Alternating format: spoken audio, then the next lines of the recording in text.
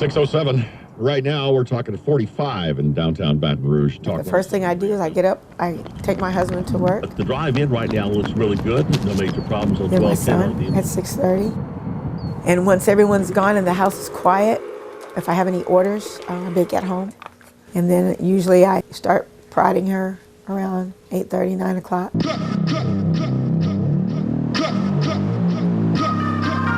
About 10 o'clock to 12, I don't like to be talked to really. That's when I would always go get my dope.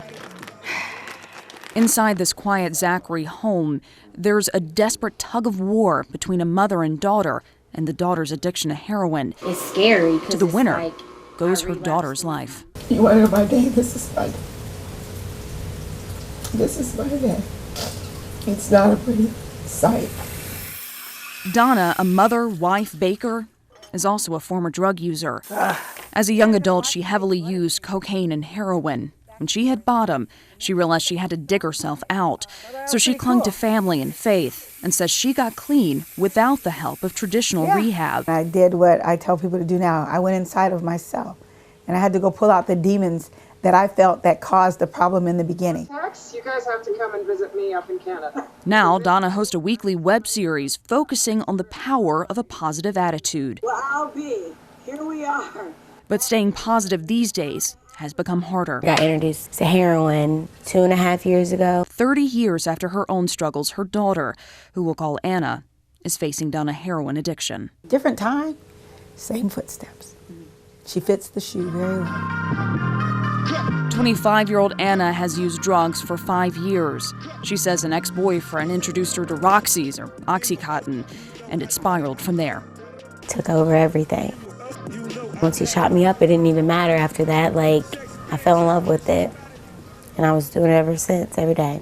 Attitude became bitter, resentful, angry, stopped crying, leave me alone, wouldn't answer her phone, wouldn't return calls, text. Donna says she saw the signs, new unfamiliar friends, a change in attitude and behavior, even a syringe in her daughter's room. But she said she never acted, desperate to believe her daughter wasn't following in her footsteps.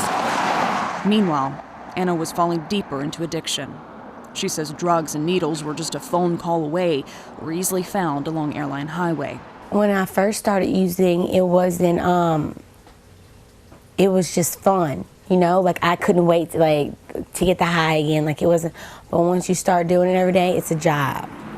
Getting up in the morning, having to figure out how you're gonna get the money to get it, having to go get it, having to make sure you have everything to do it. It's a job. Using, fights with her family and siblings, lying and secrets. It all came to a head in November. Anna hit her bottom and asked for her mother's help. They went to the emergency room and Anna began a medical detox. I'm watching evidence as they try to put an IV in, and they pull up her sleeves, and they can't find a vein in either arm. How did I miss that? Was the first thing I said. How did I miss that? You want to ask hundreds of questions then, but then you don't, because you just want to